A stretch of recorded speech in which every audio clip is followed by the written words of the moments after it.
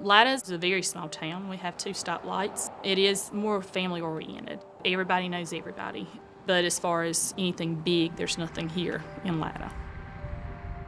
The biggest asset we have is not the church on Main Street. It's not the small little industry on the outskirts of town. The biggest asset we got in this community is the school system. We are a poor rural district, but the parents and the community expects us to do the very best we can.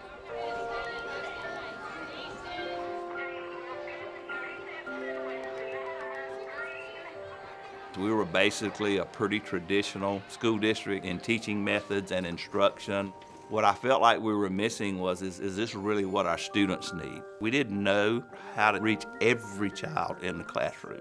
So I challenged administration, come up with a program that's going to raise the rigor, that's going to be fair and equitable so every student in that class is learning. You're a frog, she said. You wouldn't understand. We chose Montessori because we were looking for a program that had consistency with reading instruction as well as math.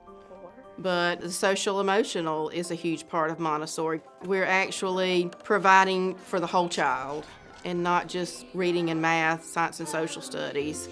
We're not just teaching them standards and content, but we're trying to teach them how to be a person.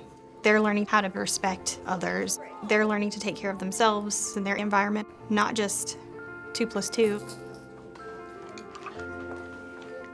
The transition was difficult. I'll be very honest with you. And this time, instead of me mostly doing it, you're gonna do the 10s, Maddie.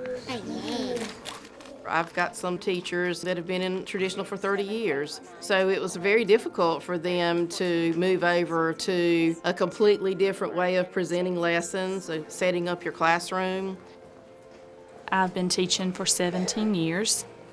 This is my first year teaching Montessori. You'll place this side out. The training process lasted probably about 2 years. Traditional was a little bit different because I had the whole class the same age. However, now I have all of the first year, second year, and third graders in one class. All right, let's do that. The older kids can really serve as those role models for the younger ones. That one turns it down. They're like little mamas and little daddies because they watch out for them if they're not doing something. I have some that touch the little first grader and say, you need to get back to work. We have been working on our work plans. Work plans, to me, is the toughest part of it. I still teach pretty much the same thing to all the students, but they're at a different pace. This is the last. Aunt, can you spell last for me? In my opinion, Montessori is just a different way of learning. It's more about the individual child learning what they need to learn. Some children will work together, some like to work individually. When they need help in any way, they'll let us know and we sit down and help them. The traditional classroom versus the Montessori classroom is totally different. In the Montessori classroom, students have rugs that they work on. They have their lesson on that rug. As they get finished with a lesson, they can get up, they can move, they can go. And in division, we always start with our 1,000. It's really more of a follow the child path that we take. The hardest part about Montessori education is making sure all of the standards are mastered for all grade levels. We have to teach the same content as any other public school. I just think that we go further than the standards. The goal of Montessori is just teaching the whole child. Montessori is one of those situations where you almost have to live it before you understand it. To believe in the program, you have to be a part of it. As we shifted from traditional to Montessori, I think the biggest impact is that our children have become independent thinkers and very good problem solvers.